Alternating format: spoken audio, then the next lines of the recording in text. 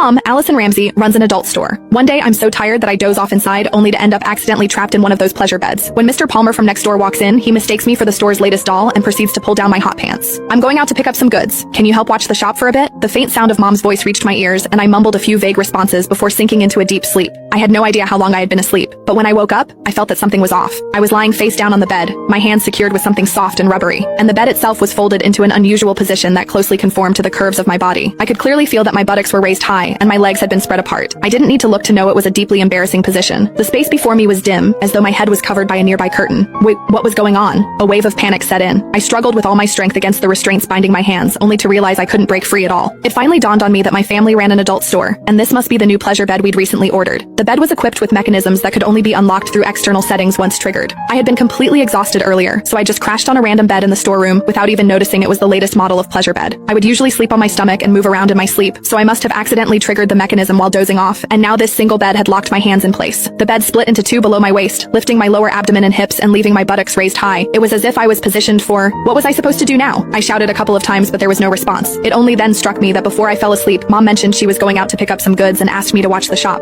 Hey, Allison. Just then, I suddenly heard the voice of Mr. Palmer, a customer, coming from the doorway, and it was getting closer. Oh no. Mom did say Mr. Palmer would come by later to settle the bill. Panic surged through me. I struggled desperately, only to find that while the restraints looked soft, there was no way to break free. Where's everyone? I thought I told them I'd come by to settle the bill today. Mr. Palmer's voice drew closer and closer until it sounded just a few steps away. Frozen in this embarrassing position, I felt my face flush crimson, and in my panic I froze completely, not daring to move a muscle. Is this a new doll that just arrived? Mr. Palmer's words sent my heart leaping into my throat. The next second, I felt a pair of warm, dry hands land on my thigh. They then slowly slid upward until they were inside my hot pants. The weather was sweltering, and when sleeping at home, I naturally dressed lightly. Thus, my hot pants were barely long enough to cover my buttocks. The texture feels pretty good. It's quite realistic and even warm, Mr. Palmer remarked as he fondled me. The bizarre sensation made me clench my teeth, too afraid to make a sound. If anyone were to discover I was being mistaken for a doll, it would be over for me. But then, to my horror, I felt those hands beginning to tug at the waistband of my hot pants. Hot pants were naturally very short, and for comfort while sleeping, I hadn't even fastened the waistband. In fact, they could practically be slipped off with just a gentle tug. I didn't expect it to feel so real. This new batch of dolls really is something else, Mr. Palmer said excitedly. He seemed to be leaning right over me from behind, and I could distinctly feel the warmth of his breath as he exhaled and spoke.